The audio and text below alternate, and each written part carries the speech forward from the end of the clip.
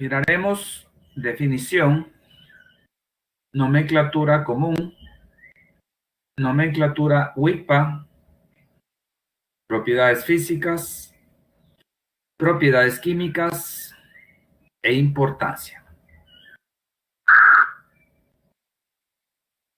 Vamos a iniciar con nuestro caso clínico, que ahora se trata de cetosis. Escuchemos.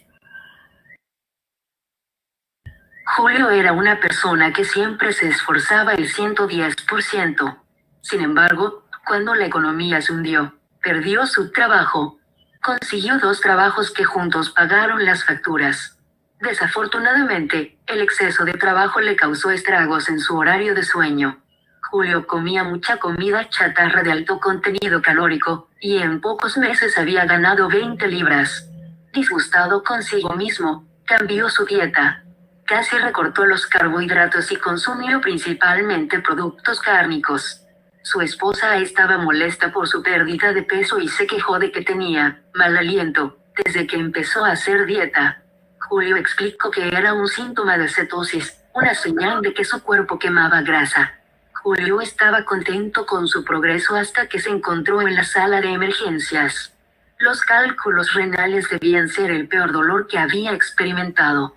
A Julio se le dijo que las piedras eran el resultado de cetosis. Las cetonas son grasas parcialmente degradadas.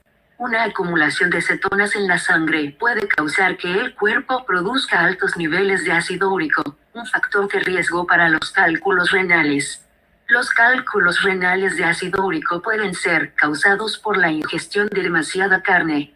Según el Instituto Nacional de Diabetes y Enfermedades Digestivas y del Riñón, para lograr una pérdida de peso lenta y constante, una persona no solo debe considerar un cambio en la dieta, sino también un programa de pérdida de peso que fomenta comportamientos alimentarios saludables y actividad física moderadamente intensa. Esto debe entonces ser seguido por un plan de mantenimiento. Las dietas de moda no proporcionan esto.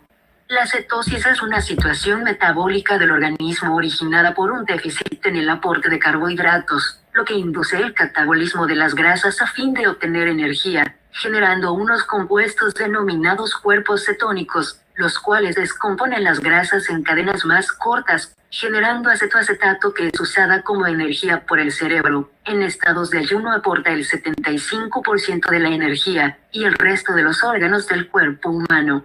De esta manera, el cuerpo deja de utilizar como fuente primaria de energía los glúcidos, sustituyéndolos por las grasas. Bueno, este caso clínico nos hace referencia a la producción de estas sustancias que van a tener el grupo funcional cetona. Y paralelo a esta situación de generación de estos cuerpos cetónicos está la posibilidad de formar cálculos renales. Una situación que es de tremendo dolor. Se da la formación lentamente de estos cálculos y entonces se van depositando en los riñones y eventualmente podría ser que al ir tomando agua haya alguna posibilidad de que el cálculo irá saliendo o tratando de salir a través de los uréteres. Sin embargo, el paso en los uréteres es bastante reducido. Entonces, la situación que se va dando de que el agua va tratando de expulsar los cálculos, estos ensanchan los uréteres y eso genera unos dolores que son tremendos. Hay quienes dicen que el dolor es tan fuerte, que es un dolor más fuerte que cuando una mujer va a tener un parto o está teniendo un parto. Son dolores tremendos. Pues también se menciona que hay algunos productos naturales que podrían ayudar o favorecer la expulsión de estos cálculos y también hay algunos procedimientos para poderlos eliminar, pero estos procedimientos también podrían tener cierto riesgo. Entonces es una situación de relación entre las cetonas y situaciones de carácter médico. También los cuerpos cetónicos en diabetes.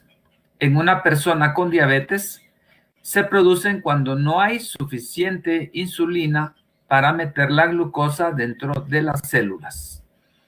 Las células creerán entonces que no hay azúcar y utilizarán las grasas como fuente de energía. Y aquí se viene dando pues el caso que se planteó en el caso de la cetosis, la misma situación, la utilización de las grasas como fuente de energía en lugar de carbohidratos. De la estructura de los cuerpos cetónicos, fundamentalmente tenemos tres. Este que se conoce como cuerpo cetónico, aunque realmente no tiene el grupo funcional, es el ácido beta hidroxibutírico. Luego esta que es la acetona, pues aquí claramente observamos que es una acetona. Y el ácido acetoacético, que también podemos observar acá del lado izquierdo. Tenemos el grupo funcional cetónico y del lado derecho tenemos el grupo funcional de ácido carboxílico.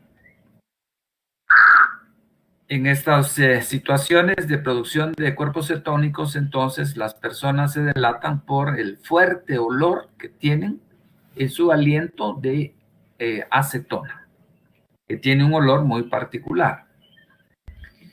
Aquí les hice un simulador computacional que profundiza en lo que es la diabetes.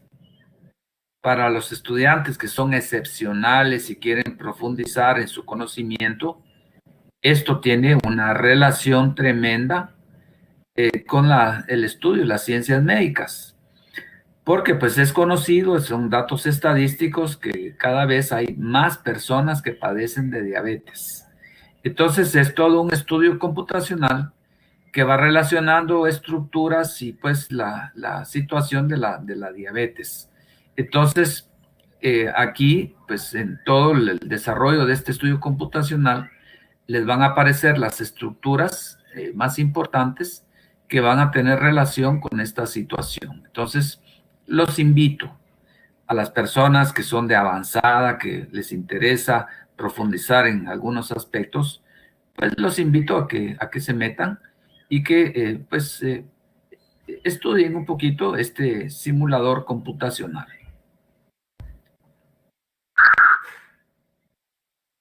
Entonces, un grupo carbonilo en un aldehído está unido a un grupo de átomos de carbono y a un átomo de hidrógeno.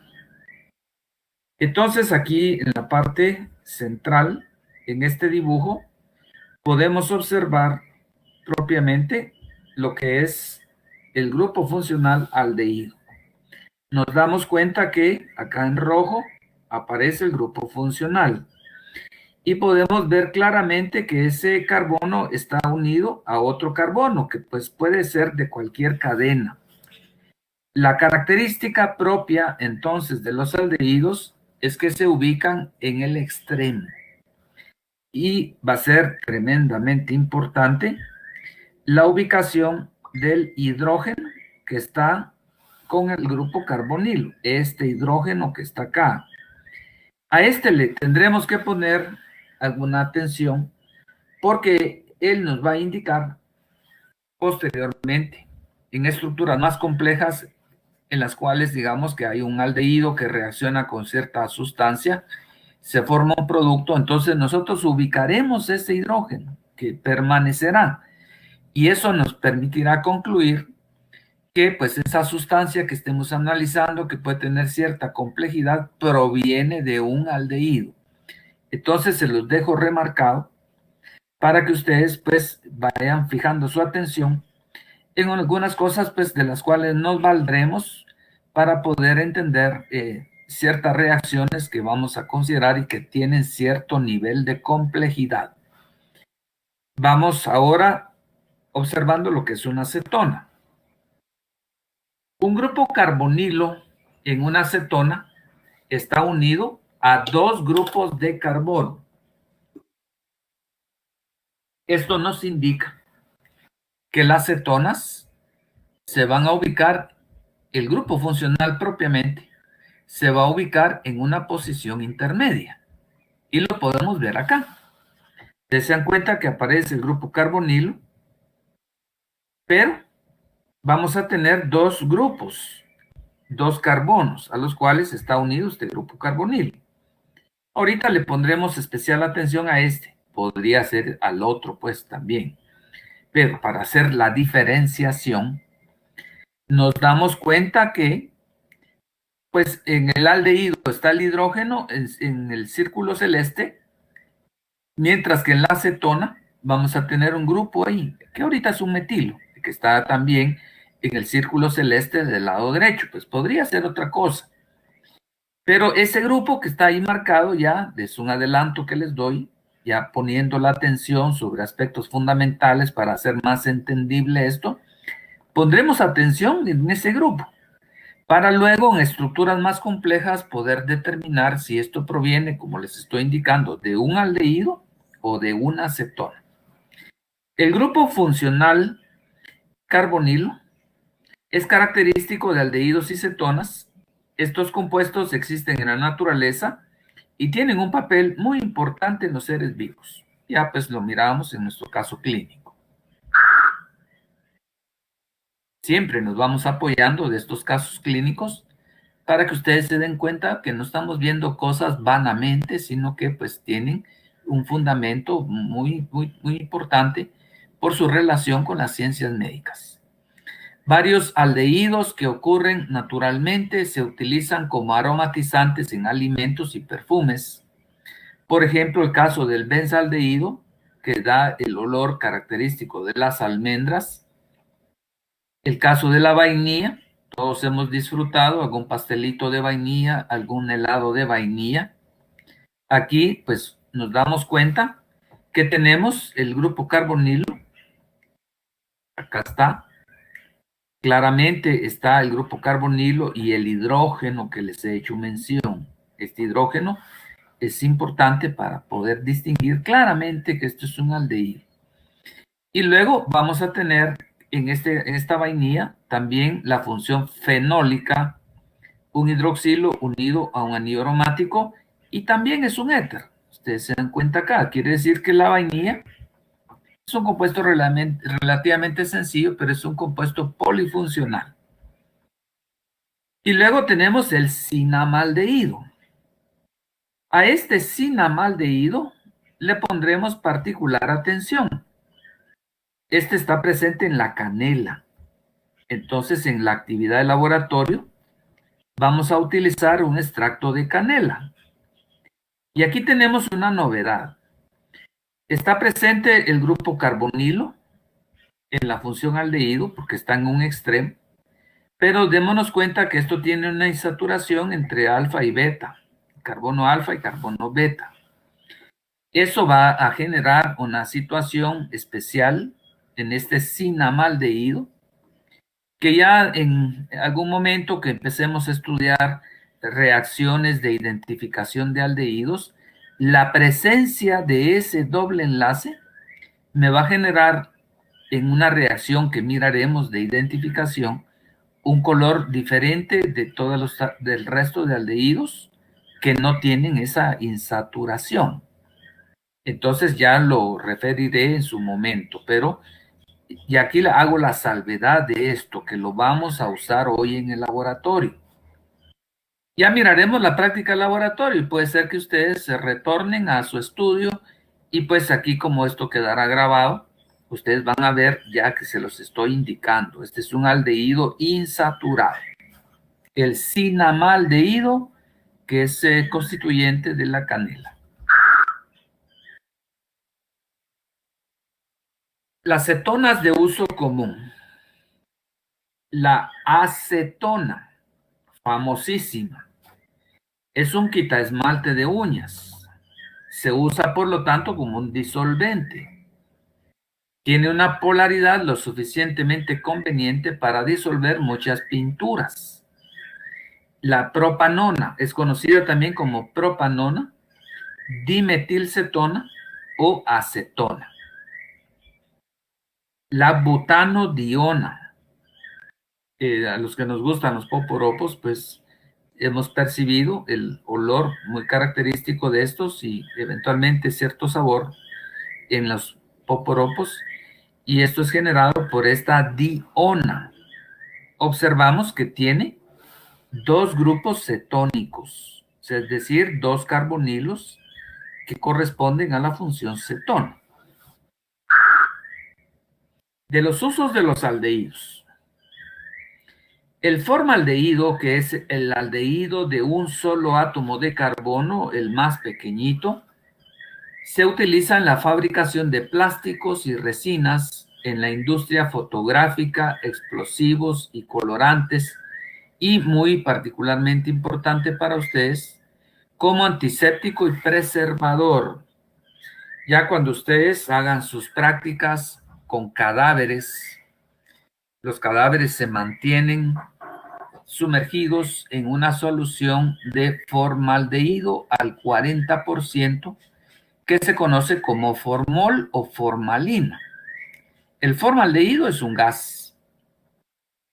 Es su solución acuosa, 40%, entonces es un muy buen preservante de cadáveres.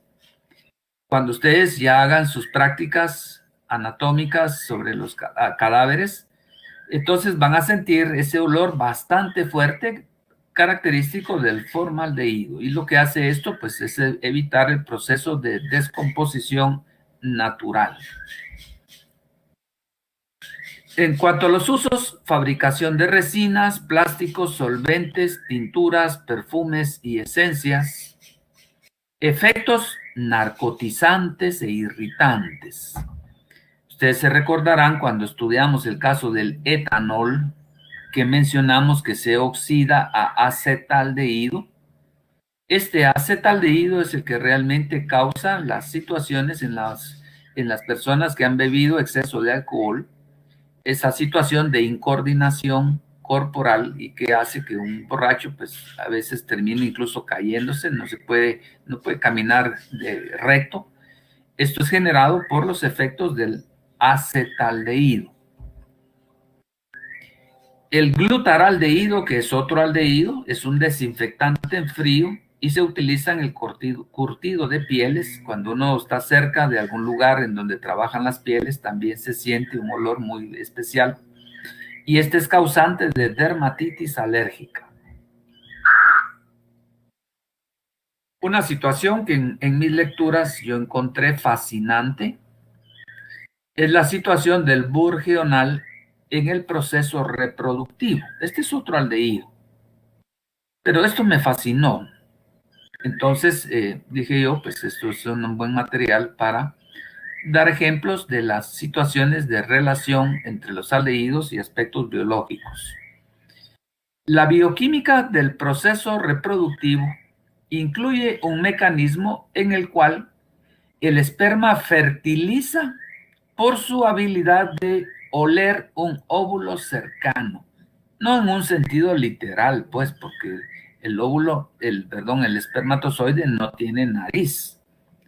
Pero el hecho de este aldehído, que además va a tener un olor muy especial, es un olor muy agradable, el espermatozoide, digamos que al entrar en contacto con este olor, a partir de esto se desencadena un proceso que lleva a la fecundación. Entonces, aquí se menciona, pues, hasta como poéticamente, por su habilidad de oler un óvulo cercano, el aldehído llamado burgional, que ya muestro acá en una cosa que es más decorativa. Aquí en la parte superior aparece la estructura. Observamos la función carbonilo en el extremo, por lo tanto certificamos que este es un aldehído. Acá lo observan ustedes.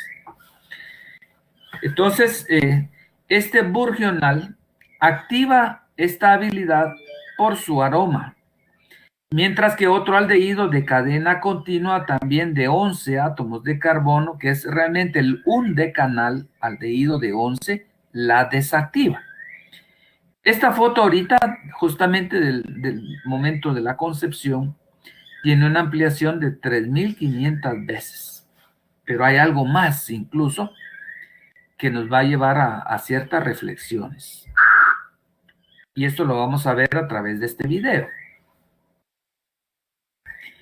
justo en el momento en el que se da la fecundación, que el espermatozoide campeón logra insertarse en el óvulo, se producen luces, que pues obviamente va a ser un proceso químico, que aquí está descrito. Pero yo pienso, pues las personas que tenemos, digamos que creemos en Dios, miramos que este es un proceso que es una maravilla. El hecho de una nueva vida, pues una nueva vida que la da Dios, pues los que no creen en Dios tienen todo el derecho y pensarán que estos solo son procesos naturales y no mirarán mayor relevancia en lo que voy a mencionar. El hecho de que justo en el momento de la fecundación se han tomado fotografías y hay destellos de luz. Y el mismo proceso reproductivo ahorita mencionado, el burgional, huele muy especialmente, un aroma muy sabroso. Entonces observemos cómo se da esta situación.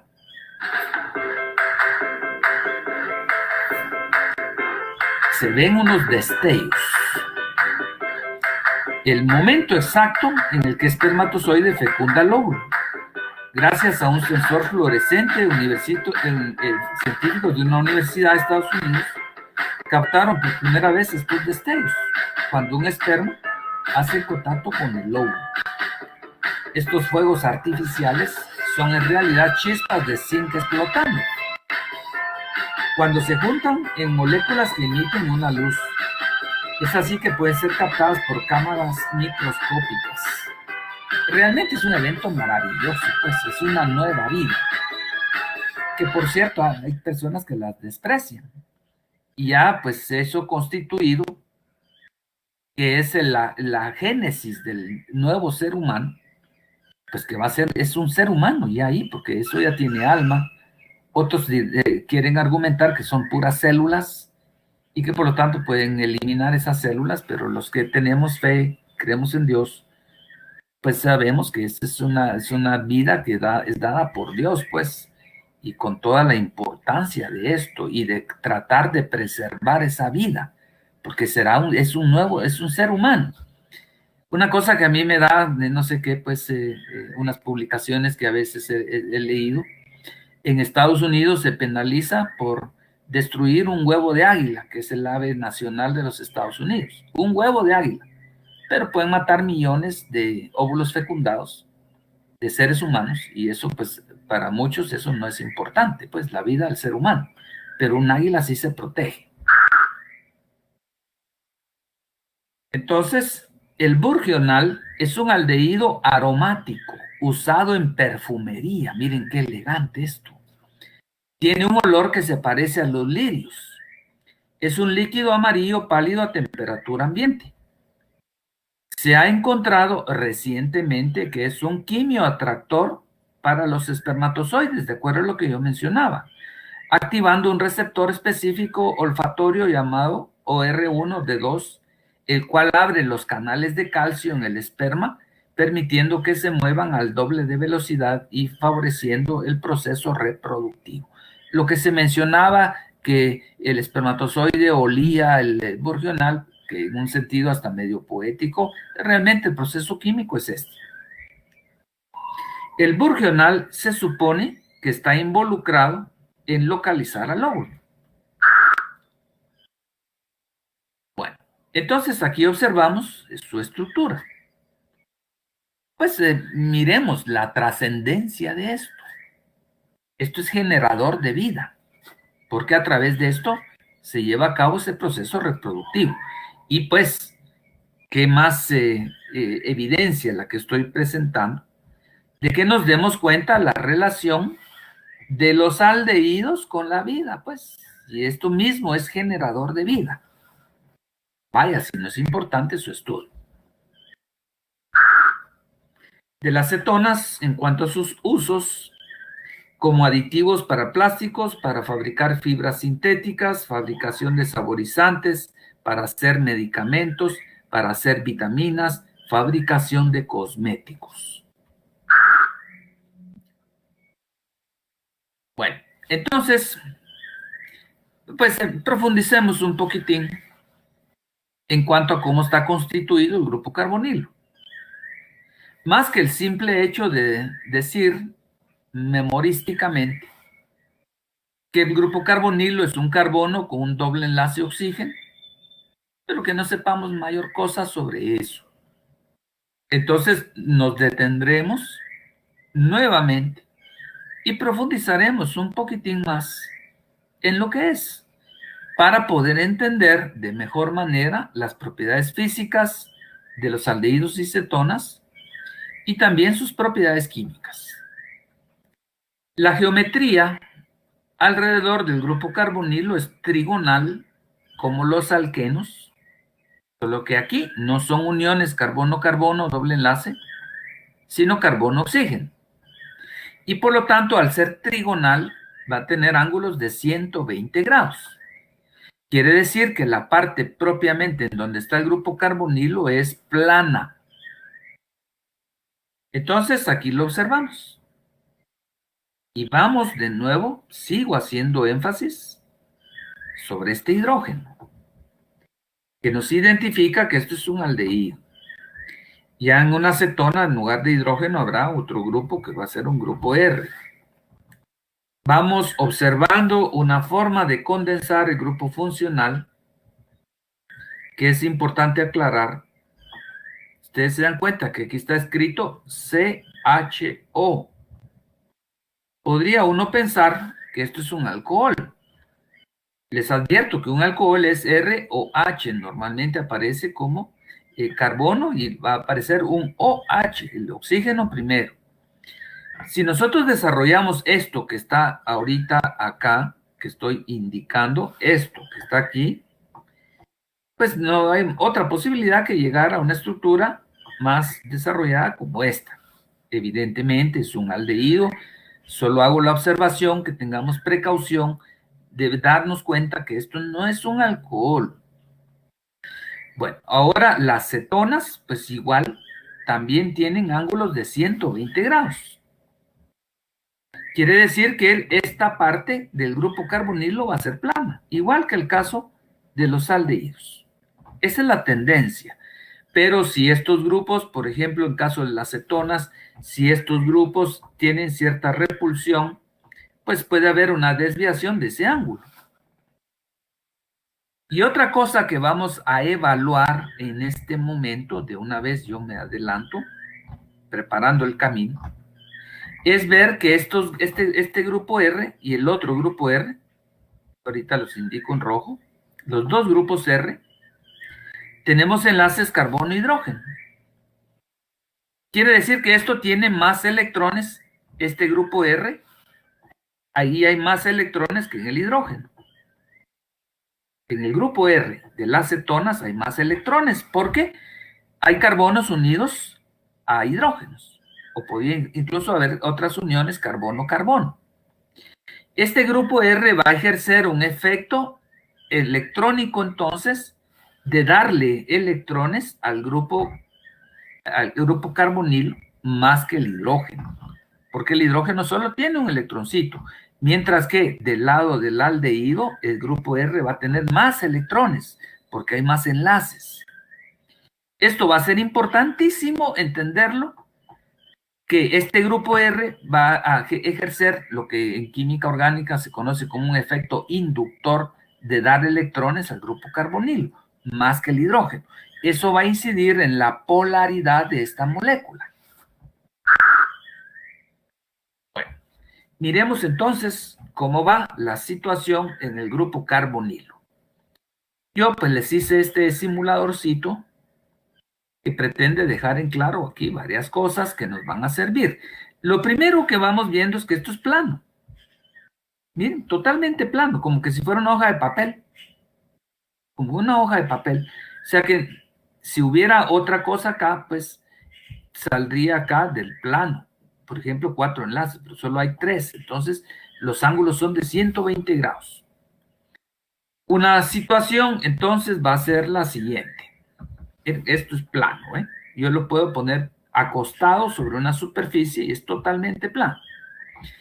La primera cosa que les quiero mostrar es que esto tiene un mapa de potencial electrostático que nos vaya a fundamentar las propiedades físicas y químicas. Observamos que el oxígeno es muy rojo. De todo lo que hemos venido manejando ya de hace un tiempo para acá, utilizando las mejores herramientas que nos da la química, auxiliada por la química, por la ciencia computacional, observamos que este oxígeno es muy negativo. Esto ahorita es importantísimo entenderlo. El oxígeno es muy negativo. Y observamos una parte azul sobre el carbón, usted se encuentra acá, y también sobre los hidrógenos. Los hidrógenos ahorita, pues nosotros no nos va a importar, pero la positividad del carbono sí la debemos entender. Aquí hay dos cosas esenciales: un oxígeno negativo y un carbono positivo. Esto, pues, obviamente me va a generar un dipolo eléctrico, que ya lo vamos a ver. Ahorita solo dejamos la idea: oxígeno negativo, carbono positivo. Bueno, entonces, ¿cómo va la situación? Vamos a poner esto en modo de alambres para que no nos interfieran estas chibolonas, pelotas. Lo ponemos así. Y nos damos cuenta que el carbono tiene 3 orbitales híbridos sp2. Ahí hay 3 orbitales híbridos sp2. La misma historia de los alquenos. Entonces, también vamos a tener un oxígeno, que es este rojo que está acá. Y aquí tenemos una unión de oxígeno con carbono. Va a ser el traslape de orbitales híbridos sp2 del oxígeno y sp2 del carbono. Entonces, también nos podemos dar cuenta que el carbono, como está usando una hibridación sp2, 3 orbitales, igual que en los alquenos, queda un orbital p con un electroncito. Este es el orbital p. Ahí hay un electroncito y tiene 2 lóbulos que salen del plano. La molécula, como que si fuera una torta de carne, es esto que está acá, y esto se va para arriba y se va para abajo. Aquí se ve claramente, miren, para arriba y para abajo, sin lugar de discusión. Ahí hay un electroncito. Y luego, también el oxígeno tiene la misma situación. Un orbital P que le queda libre, con un electroncito. Ya se formó el enlace simple carbono-oxígeno. Cuando nosotros escribimos un doble enlace carbono-oxígeno, ponemos una rayita abajo, que es el enlace simple, unión sp2 con sp2, y luego ponemos una arriba, que es la que estamos formando ahorita. Quiere decir que se traslapan los 2 lóbulos azules y los 2 lóbulos rojos para formar el enlace pi, que es este que observamos acá. Entonces, esta es la situación computacional. Todo el doble enlace es rico en energía. Tenemos una situación de polaridad, un oxígeno más negativo, un carbono más positivo. Y entonces ya nos atrevemos a hacer una predicción. El carbono se unirá con alguien que tenga electrones, porque es positivo, y el oxígeno se unirá con alguien que no tenga, que será, siendo el oxígeno negativo, se unirá con alguien que sea positivo. Y esto nos lleva a una gran situación, algo muy sencillo, que nos va a permitir comprender la reactividad del grupo carbonilo. Bueno, esto en aras de no ir solamente a hacer una repetición como loritos de que el grupo carbonilo es un carbono doble enlace oxígeno y que se acabó la historia, sino que es profundizar un poquitín más. Nadie les va a preguntar nada de eso. Yo soy el tipo de catedrático, pues, que no los preparo únicamente para que ustedes ganen el examen, que repitan como loritos, sino mi pretensión es más que ustedes entiendan. Bueno, esto es entonces, en concreto, la molécula plana, como que es, digamos, una torta de carne, y los lóbulos por arriba y por debajo se traslaparán, y eso formará la segunda rayita que representamos en el doble enlace, es decir, el enlace pi. Bueno, ya con esta comprensión podemos entender una serie de situaciones que me van a ir indicando el comportamiento en propiedades físicas y químicas del grupo carbonilo. El oxígeno es más electronegativo que el carbono. Por lo tanto, el doble enlace carbono-oxígeno es polar, claramente. Y el oxígeno lleva la carga parcial negativa. Esto lo subrayo porque es una de las cosas que nos, digamos que nos asiremos, nos agarraremos, como decimos acá coloquialmente. Oxígeno negativo y el carbono tiene una carga parcialmente positiva. Entonces, el oxígeno, ¿con quién va a reaccionar si es negativo? El oxígeno tendrá que reaccionar con alguien positivo. ¿Y con quién va a reaccionar el carbono? Pues el carbono tendrá que reaccionar con alguien negativo. Así de sencillo. No se necesita ser realmente un genio para entender esto. El negativo que tiene electrones buscará al que no lo tiene y viceversa. Esta es la situación del grupo carbonilo, entonces. Su doble enlace, el carbono con su carga parcialmente positiva y el oxígeno con su carga parcialmente negativa. Bueno. Ahora entendamos la situación de las propiedades físicas. La polaridad del grupo carbonilo proporciona interacciones dipolo-dipolo. Un carbonilo de una molécula con el otro carbonilo de otra, el oxígeno con carga negativa y el carbono con carga positiva, tiene que haber una atracción, pues. Ahora nos damos cuenta que el oxígeno no tiene hidrógeno, como los alcoholes.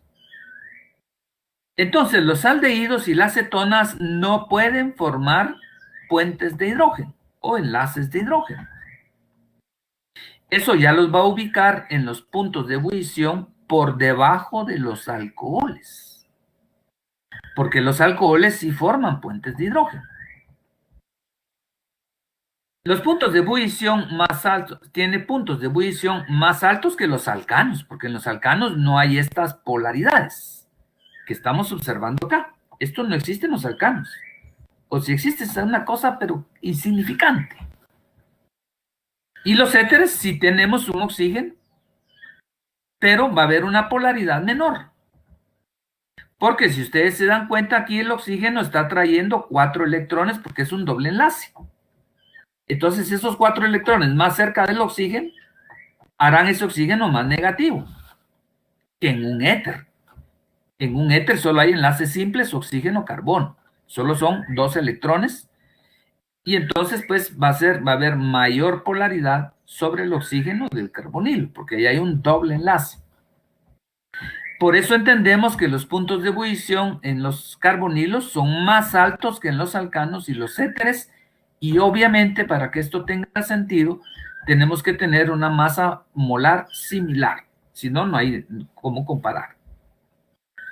Los puntos de ebullición más bajos que los alcoholes, pues porque el alcohol puede formar puentes de hidrógeno, en tanto que el carbonilo de aldehídos y cetonas no.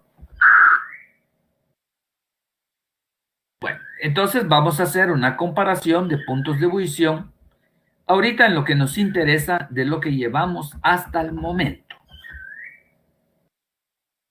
Bueno, aquí van a ver cosas que algo quedará en su cabecita para cuando ustedes sean médicos y hablen de medicamentos y ustedes digan este medicamento se necesita que sea soluble en agua cuando se inyecta, qué sé yo, entonces esto tiene tal grupo funcional y se acordarán algo de todo esto.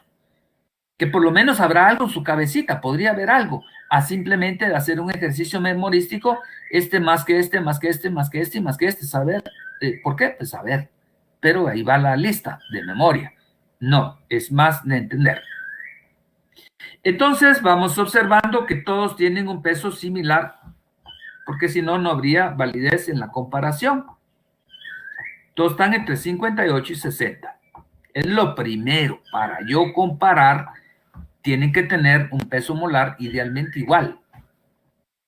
Entonces observamos que el butano no hay nada polar. Por lo tanto, su punto de ebullición va a ser de 0 grados centígrados. En el éter vamos a tener enlaces simples, carbono-oxígeno. El punto de ebullición, como ya está presente el oxígeno, que ya genera cierta polaridad, va a subir a 8 grados. Bueno, luego tenemos el caso de un aldehído. El aldehído sube más que el éter, porque aquí tenemos un doble enlace. Este oxígeno va a ser más negativo y el carbono más positivo. El oxígeno en el aldehído es más negativo que el oxígeno en el éter. Eso va a generar un dipolo oxígeno-carbono más intenso. Pero nos damos cuenta que el aldehído tiene un hidrógeno. Aquí solo hay 2 electroncitos. Ahora miremos una cetona. Tiene un punto de ebullición mayor que el aldehído. El dipolo carbono-oxígeno será mayor que en el aldehído, porque acá hay más electrones y el carbono va a traer estos electrones. Entonces, esto va a generar un dipolo más intenso que el aldehído. Y por último está el alcohol, el que tiene el mayor punto de ebullición, porque el alcohol tiene ya el grupo hidroxilo, que puede formar puentes de hidrógeno. En conclusión, hay un aumento de punto de ebullición de izquierda a derecha. Los alcanos menos, luego siguen los éteres, luego siguen los aldehídos, luego siguen las cetonas y luego siguen los alcoholes. Ya después extenderemos nuestro conocimiento, meteremos amidas, ácidos carboxílicos. Pero ahorita el esquema que llevamos sería este. Les hice otro simuladorcito que ya presenta valores concretos y esto se puede analizar tridimensionalmente. Empezamos, acá les voy poniendo los puntos de ebullición. Hay otros grupos funcionales que todavía no hemos evaluado, que los podemos omitir. Primero, el butano tiene 0 grados, su punto de ebullición. Tenemos la estructura acá, un momento dipolar de 0. Dipolos por los enlaces, pues no hay nada, ya que pues, prácticamente las diferencias de electronegatividades son casi, son valores pero muy pequeños, enlaces covalentes no polares. Luego seguirían unas aminas que no las hemos estudiado. Entonces nos podríamos brincar al éter dietílico, al éter etílico. Entonces aquí hacemos el enlace, aplicamos el enlace. Esta es la situación del éter, que ya mencionaba en una clase anterior que tiene cierta polaridad. De hecho, fue mayor que el alcano. Y su punto de ebullición también va a ser mayor. Aquí se los puse. El éter tiene un punto de ebullición de 8, mientras que el alcano 0. Entonces hay un aumento porque hay un dipolo acá por el oxígeno. Y a nosotros podemos hacer un análisis computacional acá, cómo va el mapa de potencial electrostático, el oxígeno un poco negativo, las cargas parciales en valores numéricos, el que es negativo es el oxígeno, menos 0.56. Eso aquí ya son valores, pues ya no es solo de una forma muy subjetiva, sino ya son valores computacionales. Los dipolos, pues obviamente ya tenemos dipolos sobre el oxígeno. El oxígeno está trayendo sus electrones y por lo tanto ya tenemos un momento dipolar resultante, la flecha amarilla, que me da 1.17 de Weiss. Luego seguiríamos del éter, de lo que estamos estudiando, seguiría el aldehído. Aquí observamos, este sube su momento dipolar y luego vamos observando el mapa de potencial electrostático, el dipolo eléctrico sobre el carbono y oxígeno va a ser mayor. Damos el mapa de potencial electrostático, los dipolos por enlaces, tiene un momento dipolar resultante que va a ser considerablemente mayor. Y miramos el momento dipolar total. Bueno, luego nos pasamos a una cetona, tiene un punto de ebullición mayor, miramos el modelo 2D, tiene un momento dipolar mayor que el del aldehído. Y miramos la situación, pues acá ya si quisiéramos tener valores de las cargas parciales, el mapa de potencial electrostático, cómo va la distribución de cargas, los dipolos por enlaces, el momento dipolar mucho más grande, la flecha amarilla, que es el momento dipolar molecular, y los dipolos por enlaces. Bueno, entonces ya no es solo de repetir como loritos, sino por lo menos ir entendiendo algo. Y más arriba estará el 1-propanol, que es el alcohol de lo que estamos estudiando. Pues su momento dipolar, su polaridad no es tan grande, pero tiene la situación de formación de puentes de hidrógeno. Esa es la maravilla del alcohol. Y por lo tanto eso va a alterar todas las consideraciones que hemos hecho de los otros. Bueno, algo de eso espero que hayan entendido, pues. Y eso, aunque fuese poquito lo que entendieron, ya sería ganancia sobre la memoria. Las solubilidades en agua, el átomo de oxígeno electronegativo del grupo carbonilo de los aldehídos y las cetonas forma enlaces de hidrógeno con el agua, obviamente. Y lo podemos ver acá. Acá tenemos el aldehído. ¿Cómo sé yo que esto es un aldehído? Acá está, miren. Pues siempre vamos a poner atención sobre este átomo de hidrógeno. Pues estar de un lado o de otro, pues eso no nos importa. Y la de abajo es una molécula de agua. Entonces, el aldehído es receptor de puentes de hidrógeno. El agua en este caso es dadora, da el hidrógeno. El aldehído lo recibe. Y el caso de una acetona. El caso de la acetona, pues acá observamos. Esta es la acetona. También es receptora de puentes de hidrógeno del agua. Entonces se forman los puentes de hidrógeno. Quiere decir que los aldehídos pequeñines, pues tienen que ser solubles en agua. Por esta situación de interacción que hay a nivel de formación de puentes de hidrógeno. Lógicamente que si las cadenas son gigantes, grandotas, entonces ya el grupo carbonilo queda casi escondido. Y lo que prevalecerá será la parte no polar. Si el grupo carbonilo estamos estudiando que tiene polaridad, pero ya en una cadenota, entonces ya al final, si fuera un aldehído, qué sé yo, el undecanal que se mencionaba ahí, su polaridad tiene que ser bastante limitada. Y por lo tanto, su solubilidad en agua. Bueno, vamos a la nomenclatura común de aldehídos. A los aldehídos simples se les asignan nombres que corresponden a los ácidos orgánicos, que tienen el mismo número de átomos de carbono. Quiere decir que se da el nombre del ácido y el aldehído se nombra según ese ácido. Por ejemplo, el ácido orgánico más simple es el ácido fórmico de un átomo de carbón. El aldehído correspondiente es el formaldehído. Ácido fórmico utiliza la designación en latín que viene de formica, latín, que significa hormiga. De hecho, cuando lo pica uno una hormiga, una molestia que uno siente por el ácido fórmico que le aplica la hormiga, que genera toda una situación alérgica.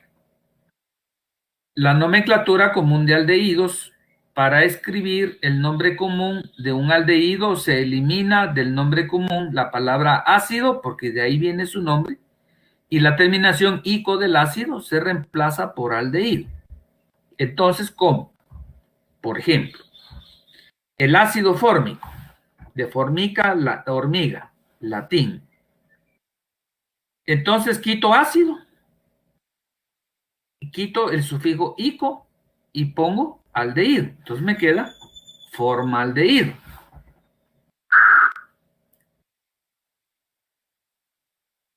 La nomenclatura WICPA se toma como la cadena más larga de carbonos, aquella que contiene el grupo carbonilo. La O final del nombre del alcano se sustituye por el sufijo al. el cual designa al grupo funcional de los aldehídos. Por ejemplo, entonces, formaldehído, su nombre común, y su nombre WIPA de metano, metanal. Acetaldehído, que viene de ácido acético o etanal. Propionaldehído, que viene de ácido propiónico o propanal. No hace falta indicar que este es el carbono 1, porque para hacer un aldehído siempre tiene que estar en carbono 1. Ya si estuviera acá o si estuviera en este otro se convertiría en 1. Entonces es innecesario decir 1-propanal. Este viene del ácido butírico de 4 carbonos, entonces se conoce como butiraldehído o butanal. Aquí nos encontramos con un aldehído que le podemos dar 3 nombres. Primero, todo esto viene del isobutano. Esto, miren, el carbono con los 2 grupos metilos. Ese es usamos en nomenclatura común el prefijo iso. Entonces, como tiene 4, ese viene del ácido butírico, del isobutírico, entonces se llama isobutiraldehído. Todo integrado, todo lo rojo está integrado. Y miramos, ahí está la forma iso. Esa es una posibilidad. Otra posibilidad, nomenclatura común. El primer carbono es alfa, el segundo será beta. Si hubiese habido otro carbono, sería alfa, beta, siguiendo el alfabeto griego, gamma, delta, alfa, beta, gamma, delta, y otro sería epsilon. Si hubiera otro carbono acá, o si hubiese habido otro carbono acá, o si hubiese habido otro carbono acá, otro acá, entonces esta sería, así seguiría el alfabeto griego. Alfa, beta, gamma, delta y epsilon. Entonces, en este caso, la posición alfa es la posición vecina al grupo funcional. Esta posición es vecina a lo más importante, que es el grupo funcional. Entonces decimos alfa metil propionaldehído. Bueno, ahora en la nomenclatura WIPA, pues lo más importante es el grupo funcional, este carbono. Entonces él es la posición 1, luego tenemos 2 y luego tenemos 3. Entonces el grupo metilo será sustituyente de la cadena más grande que contiene el grupo funcional, que en este caso es una cadena de 3. Entonces el grupo metilo será sustituyente. Este que está acá es sustituyente de la cadena más grandota. Esa es la lógica que aplicaremos. Entonces su nombre va a ser 2-metilpropanal.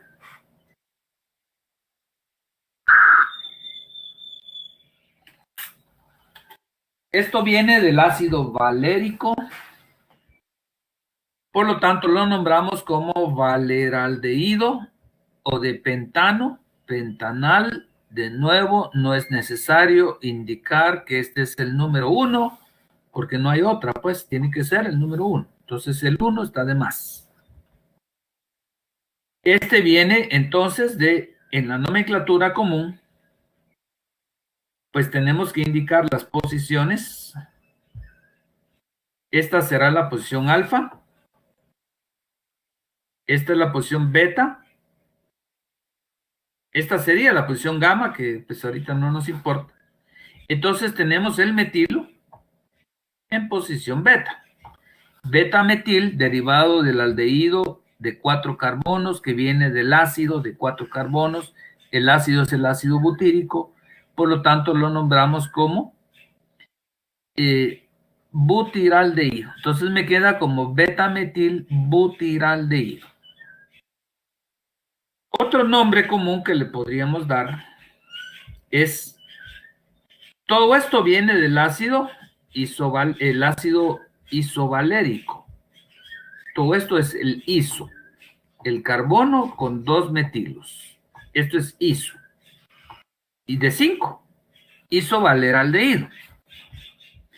Y la tercera posibilidad es numerar.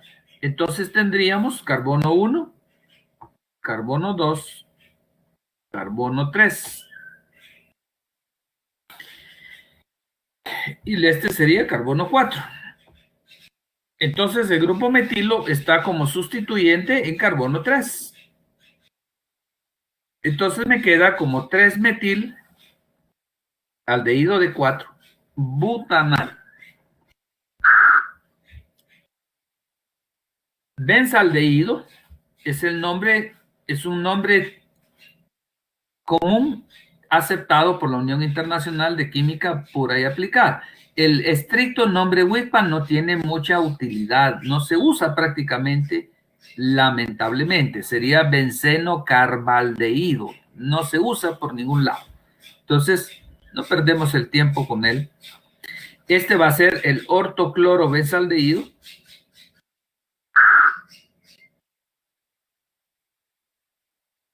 La nomenclatura común de las cetonas, los nombres comunes de las cetonas se derivan de los nombres de los dos grupos unidos al grupo carbonilo, ordenados alfabéticamente, seguido por la palabra cetona.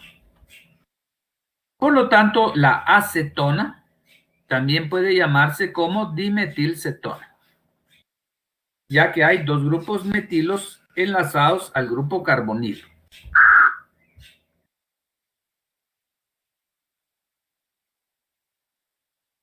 En la nomenclatura WIPA de las cetonas se elimina la O final del nombre del alcano precursor y se reemplaza por ONA. Para cetonas con 5 o más átomos de carbono, se enumera la cadena y se le coloca el número más bajo posible al átomo de carbono del grupo carbonilo. Este número se utiliza para ubicar el grupo carbonilo, el cual se separa mediante un guión del nombre de la cetona principal. Y ahorita pues solo es una descripción de la regla, ya la tenemos que aplicar y entonces la vamos a entender. Pero ahí está ya escrita, pues ya la miramos, ya ustedes regresarán y después mirarán la coincidencia de la explicación con la formulación teórica. Los grupos sustituyentes se localizan y se nombran como en los otros compuestos. Bueno, entonces miremos la primera. Alguien le dio el nombre de acetona. Eso diremos que es un nombre trivial. A alguien se le ocurrió. Y pues es el nombre más utilizado. Si ustedes van a la farmacia y piden propanona, se les va a quedar viendo el empleado con una cara de extrañeza. El nombre común será dimetil, metilo de un lado, metilo del otro, en el grupo carbonilo. Dimetilcetona. Les hago la observación que aquí ustedes se dieron cuenta que dejé un espacio. A veces se deja el espacio, o más bien la recomendación de la Unión Internacional de Química Pura y Aplicada es dejar ese espacio. Pero vamos a encontrar el nombre a veces escrito junto. Entonces, pues yo les advierto que podemos encontrar las dos posibilidades, pero digamos que la más formal sería dejando el espacio, o sea, o sea, aquí separado, esta parte de acá separada tal como está aquí ahorita. Pero también podríamos encontrarlo junto. Entonces será una dimetilcetona y en el sistema de la WIPA, pues es una cetona en una cadena de 3. O sea que aquí pues empiezo a aplicar las reglas de la WIPA, escoger la cadena más grandota que incluye el grupo carbonilo. Y entonces uno va a ser 1, 2 y 3. Pero si nos damos cuenta, si es una cetona, no puede estar en otra posición que no sea la 2. A puro tubo tenemos que tenerlo acá. Entonces no hay vuelta de hoja, pues que el 2 está de más. Entonces solo con que diga propanona es suficiente. Esta otra, en la nomenclatura común tengo dos grupos. Voy a señalar con celeste acá la nomenclatura común para no estar borrando. Tengo el grupo etilo ordenado por la E y el grupo metilo ordenado por la M. Entonces digo etil, espacio, o pues podría ser que lo encuentre junto, metil, espacio, o podría ser que lo encuentre junto, cetona. Y la nomenclatura WICPA, pues es la cadena, todo lo rojo. Lo rojo es WICPA. La cadena tendría que, pues, uno la numera, este sería el 1, este sería el 2. Para que sea cetona, o está ahí o está acá. Si estuviera en este segundo, pues igual sería posición 2, porque entonces este carbono que está acá sería el 1 y este sería el 2. Entonces es innecesario de nuevo el 2 y solo me queda como butanol. Este otro, celeste, nomenclatura común. De un lado tenemos el grupo metilo y del otro lado tenemos un grupo N-propilo.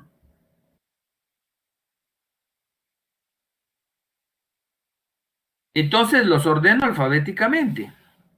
Metil, N-propil por la P, cetona. Y la nomenclatura WICPA, escogemos la cadena más grandota que aquí está en rojo. Y aquí sí tenemos que numerar. Y el número que le corresponde al grupo carbonilo es el número 2, por lo tanto será 2-pentanol. Démonos cuenta que si estuviera acá en el carbono 3 no es lo mismo. Aquí sí ya se da la posibilidad de que esté en el 2 o que esté en el 3. Por lo tanto, sí tengo que indicar su posición. Este 2 es fundamental ponerlo. Este es el caso en donde está en posición 3, dietilcetona. Dos grupos etilos hacia ambos lados. Tenemos un etilo hacia el lado izquierdo y luego tenemos otro hacia el lado derecho. Entonces, dietilcetona. O podemos, pues, en la nomenclatura WICPA, seleccionar la cadena que será todo lo rojo y voy a numerar.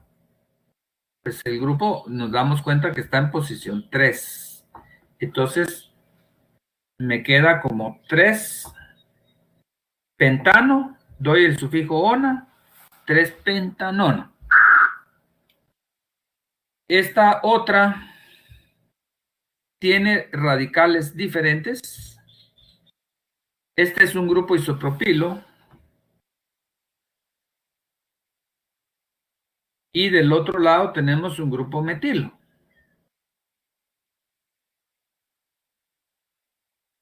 Entonces me queda como una isopropil por la I, metil, cetona. Y la nomenclatura WICPA, pues la cadena más grande que contenga el grupo carbonilo, que sería esta cadena que está acá. Son dos visiones diferentes. Numero esa cadena. Tiene que ir la numeración más baja al grupo carbonilo. Por lo tanto, este carbono primero será el 1, luego tenemos el 2, esa es la posición más baja, y el grupo metilo lo tenemos en posición 3. Entonces me queda metilo en 3, 3 metil, 2 butanona. La ciclohexanona. Esta tiene el nombre trivial de acetofenona. Los dos sustituyentes van a ser un grupo fenilo del lado izquierdo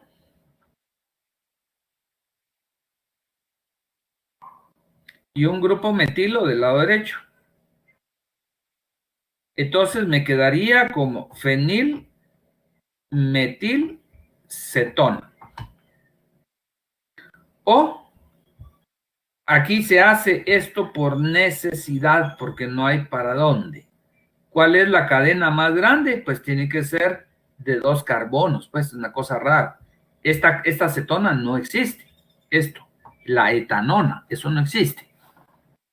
Pero pues no se puede nombrar de otra manera. Entonces diremos feniletanona. Su nombre WIPA, que no se utiliza mucho. La benzofenona, su nombre trivial, difenilcetona. Y aquí pues, la base va a ser de un carbono. Metanona tampoco existe. Pero aquí no queda otra más que usar ese nombre de difenilmetanona. Bueno, vamos ahora a las reacciones químicas. Ya las bases ya las sentamos. Aquí observamos en primera instancia que esto es una acetona. Como es una acetona, le pondremos especial atención a esta R. Esto me va a indicar que es una acetona, porque en un aldehído sería un hidrógeno.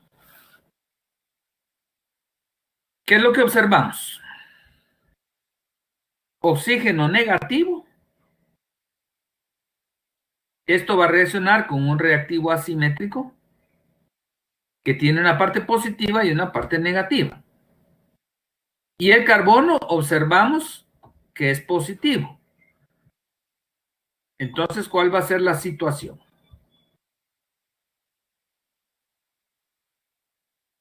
El negativo del reactivo reacciona con el carbono,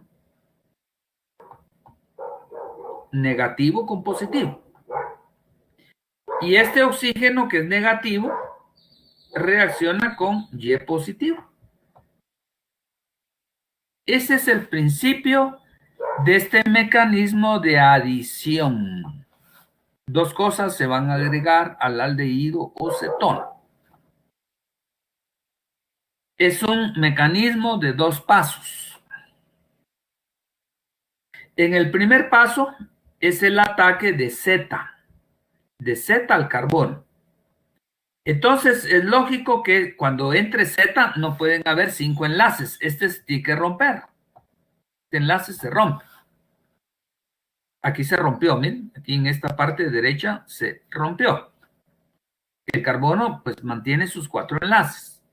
Quedó este oxígeno más negativo aún, que va a permitir unirse al Y positivo con mayor intensidad, mayor facilidad. Entonces ese es el segundo paso. La unión del oxígeno negativo, este oxígeno negativo a Y positivo. Entonces, Y quedó unido al oxígeno y Z quedó unido al carbono. Bueno, esto que está acá, observamos que tiene un carbono que va a tener 2 grupos funcionales. Eso genera cierta inestabilidad. Tiene un grupo hacia arriba y tiene otro grupo funcional hacia abajo. Por lo tanto, estas reacciones vamos a ver que son reversibles. Esto entonces es fundamental entenderlo para evitar hacer ejercicio memorístico, que sería si no se entiende esto, pues no queda más que de memoria. Y eso es triste, pues, pienso yo. Bueno, entonces vamos a hacer la reacción específicamente de un aldehído con un alcohol vamos a formar lo que genéricamente se conoce como un hemi medio acetal. Esta A indica que esto proviene de un aldehído. Aquí está nuestra reacción. ¿Cuál es la cuestión? Carbono parcialmente positivo, oxígeno parcialmente negativo, oxígeno del alcohol parcialmente negativo, hidrógeno parcialmente positivo. Entonces, ¿quién con quién, pues? Pues tiene que ser el oxígeno negativo con el carbono. Esto va a romper este enlace y el oxígeno se va a unir con el hidrógeno. Entonces formamos un medio acetal, A porque viene de aldehído, y esto es ciertamente inestable, porque tenemos un carbono con dos grupos funcionales. Para arriba es alcohol y para abajo es un éter. Esto es un alcohol y abajo es un éter. Y yo les puedo preguntar, bueno, ¿esto viene de un aldehído o de una cetona? Entonces, inmediatamente nos recordamos algo que vengo advirtiendo de hace ratos. Este hidrógeno me indica que esto proviene de un aldehído. Entonces, es un hemiacetal.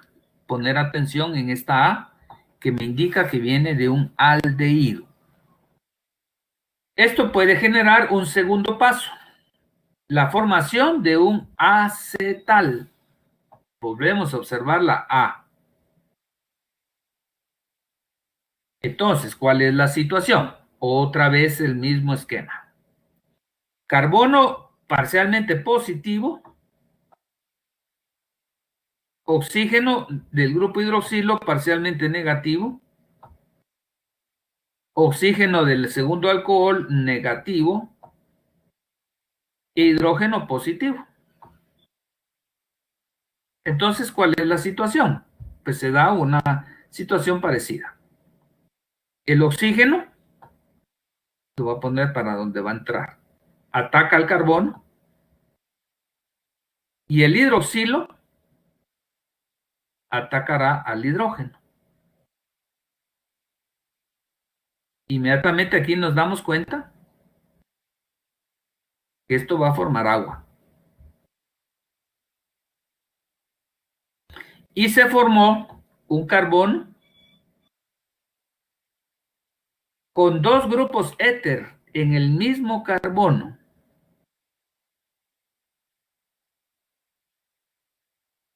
Esto es ya no es medio, sino que es completo, es un acetal. Hemi significaba que iba a medio camino, ahora es completo. Volvemos a poner atención en el átomo de hidrógeno que me indica que esto sigue viniendo de un aldehído. Este hidrógeno es crucial identificarlo. Para ustedes, pues, que no tienen mucha experiencia, es importante ubicarlo. Esto me indica que esto venía de un aldehído, que reaccionó dos veces con el alcohol metílico. En la primera reacción forma el hemiacetal y en la segunda reacción forma el acetal. Ahora la misma historia, solo que con una cetona. Se formará un hemicetal de cetona, ya no está la A. Otra vez la mismísima historia.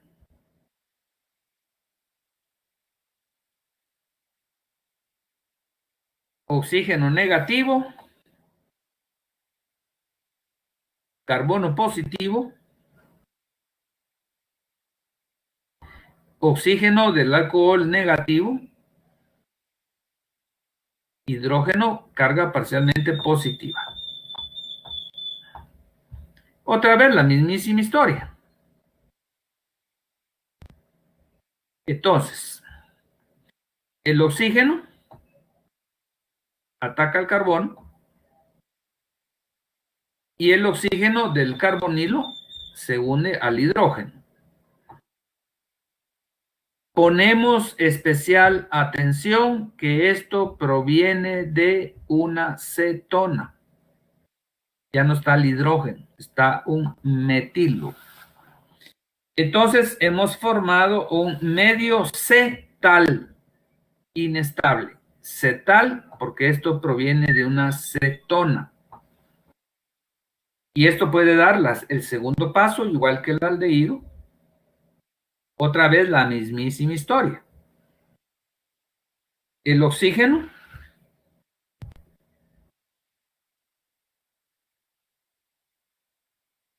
ataca al carbón y el hidroxilo, el oxígeno del hidroxilo, se va a unir. Aquí me fui de largo, disculpen.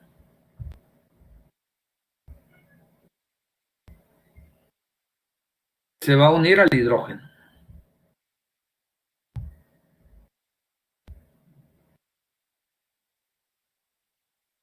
Y esto es lo que me va a formar agua.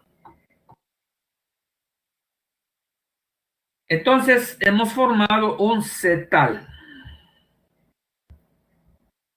Proviene de una cetona. Ponemos atención en este metilo. Esto proviene de una cetona. En el cetal vamos a tener el carbono unido a dos grupos funcionales, que son funcionales éter, hacia arriba y hacia abajo en esta fórmula estructural.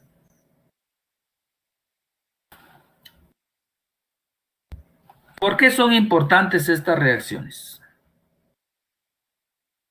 En el caso de los aldehídos, la formación del hemiacetal nos explicará en los carbohidratos por qué, por ejemplo, la glucosa se puede ciclar. Y la formación del acetal indicará, por ejemplo, por qué dos monosacáridos pueden reaccionar para formar un disacárido. Estas reacciones van a ser entonces importantísimas cuando estudiemos los carbohidratos. Yo les hice un simulador computacional para que ustedes pues miren, que tengan una idea de cómo es que se llevan a cabo las reacciones. Aquí va a estar explicando. Es únicamente una curiosidad para ustedes. Ya si ustedes fueran químicos, pues tendrían que saber paso por paso todo esto. Es que miren cómo se alinean, cómo reaccionan las moléculas. El oxígeno del alcohol ataca al aldehído. Entonces se da la unión, se rompe el enlace pi. Y luego en el otro paso nos va a dar ya el producto final. Más que entender paso por paso, es que ustedes se den cuenta que las reacciones no pasan por magia, sino más bien es un proceso natural en que los átomos interactúan fundamentalmente porque uno tiene mucha carga negativa y otro carga positiva. Ese es el punto, digamos, medular de la situación. Y a raíz de eso se forman enlaces y, por lo tanto, sustancias diferentes. En este caso, se formó un hemiacetal. Es el grupo OR, es este, y un grupo OH hacia arriba. Y esto viene de un aldehído por este hidrógeno que estoy marcando aquí. Miren, este hidrógeno. Eso me indica que esto es un aldehído. Este es un hemi-A de aldehído, hemiacetal. Y aquí está la reacción paso por paso. Esto solo es una curiosidad para romper ese esquema memorístico que ustedes pues normalmente podrían tener. Es que miren pues cómo es que se lleva a cabo el proceso. La oxidación con permanganato de potasio, el aldehído se oxida a ácido carboxílico. Acá miramos el grupo aldehído del lado izquierdo con permanganato forma el ácido, obviamente se va a formar dióxido de manganeso. La acetona no reacciona, por ejemplo, las acetonas no reaccionan, este es el caso de la acetona, no reacciona en condiciones normales. ¿Qué es lo que nosotros miraríamos en el laboratorio? Los aldehídos dan la prueba positiva con permanganato, produciendo un precipitado de dióxido de manganeso, color café oscuro. Y las cetonas dan negativa la prueba de permanganato de potasio, quedando el color del permanganato agregado. O sea, lo que ya hemos visto anteriormente, si no hay reacción, permanece el color del permanganato de potasio, mientras que acá se mira claramente la formación de dióxido de manganeso. La reacción más bonita que ustedes hubiesen visto en el laboratorio, creo yo que sería esta, la formación del espejo de plata. Se tiene que preparar un reactivo en el momento que se conoce como reactivo de Tollens, que va a contener plata iónica. Esto oxida los aldehídos, hay un proceso de óxido-reducción, la plata más 1 se reduce a plata metálica, que si la superficie del recipiente está muy limpia, se forma literalmente un espejo muy bien definido, como ustedes lo están observando acá, y de hecho así es como se hacen los espejos.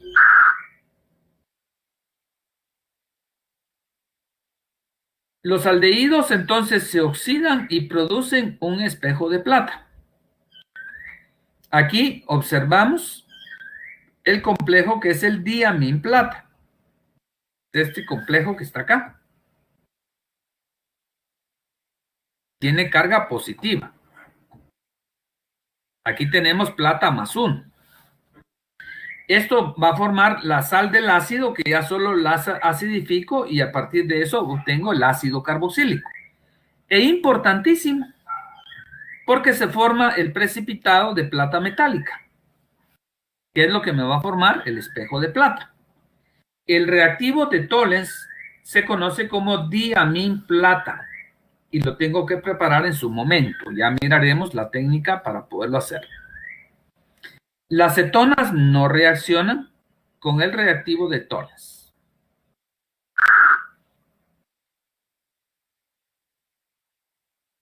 La reacción con 2,4-dinitrofenilhidracina.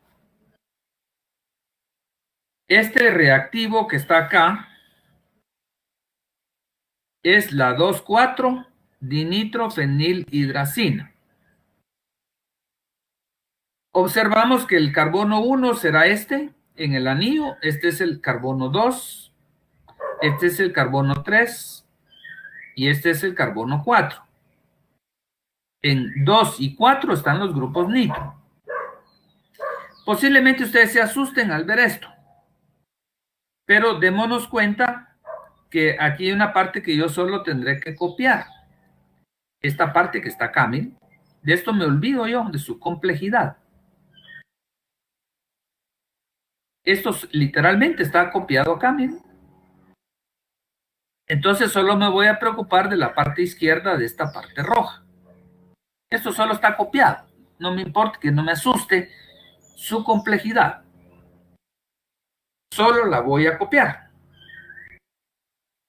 ¿En qué se basa la reacción?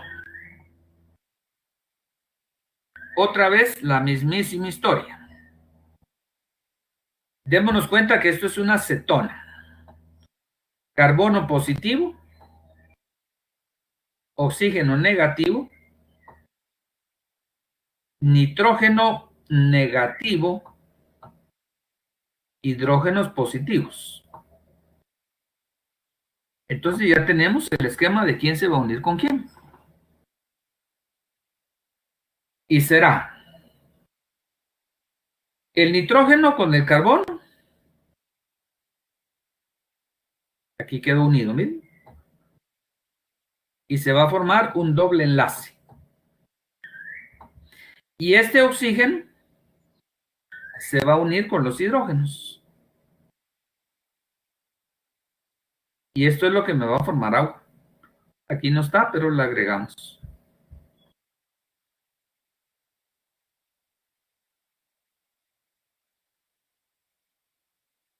Lo que parecía complejísimo, ya nos damos cuenta que no es tan difícil, pues.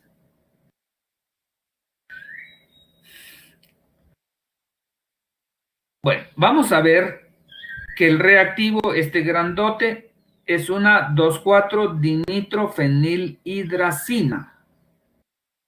El compuesto que se va a formar genéricamente se conoce como una 2,4-dinitrofenilhidrazona. Miremos un ejemplo concreto, la acetona. Esta que está acá es la acetona. Esto solo lo voy a copiar. Está copiado, literalmente, miren.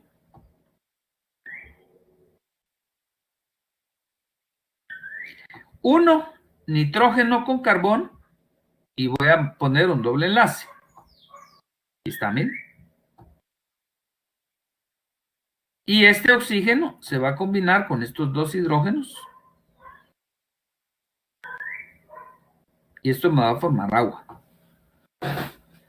Entonces se forma este precipitado. Esto será un precipitado abundante color amarillo. Ya miraremos eso. Si el producto cristalino es amarillo, aquí miramos que esto dio negativo, queda color amarillo, que es el color del reactivo 2,4-dinitrofenilhidracina. Entonces, si el producto es amarillo, este por ejemplo es amarillo, es una indicación de que el compuesto es un carbonilo saturado, aldehído o cetona. Precipitado amarillo significa que esto es un aldehído o cetona. Y la otra posibilidad sería que el compuesto generara un precipitado color naranja. Ustedes se dan cuenta acá, lo que mencioné al principio de clase del cinamaldehído que tenía un doble enlace y que es un aldehído. Si se obtiene un precipitado color naranja, indica que la presencia de una insaturación alfa-beta, como era el caso del cinamaldehído. Y un precipitado rojo a naranja es indicativo de una cetona o un aldehído aromático.